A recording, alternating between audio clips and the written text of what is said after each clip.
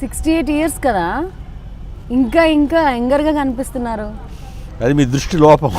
నా దృష్టి లోపమా?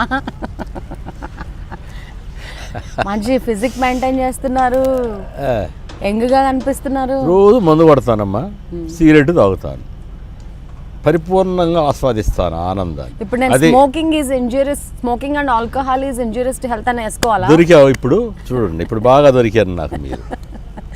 ఆరోగ్యానికి హానికరం లేదా ప్రాణానికి హానికరం కదా సిగరెట్లు. వీళ్ళకి అసలు బుద్ధి ఉందా?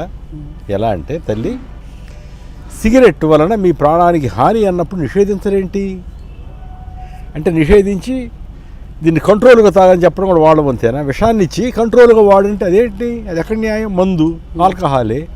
మీరు అసలు అమ్మకుండా చేయండి, మార్కెట్లో రిలీజ్ చేసేది 2 పెగ్గే తాగండి అంటే మానసికంగా బలహీనుడే మందు కొడతారు కదా, అంతవరకు కరెక్టేనా? అసలు అలవాటు లేని వాడు అది వేరే విషయం, పక్కన పెడదాం. మానసిక బలహీనులు కాదమ్మో, సైంటిస్టులు కూడా తాగుతూ ఉంటారు, అందరు పెద్ద పెద్ద మేధావులు కూడా తాగుతూ ఉంటారు. కొంతమంది అదే బెస్ట్ ఫ్రెండ్, పెళ్ళాల కన్నా అదే మంచి కిక్ పిచ్చి మాటలు అవే వేరే ట్రాక్, అది మనకి.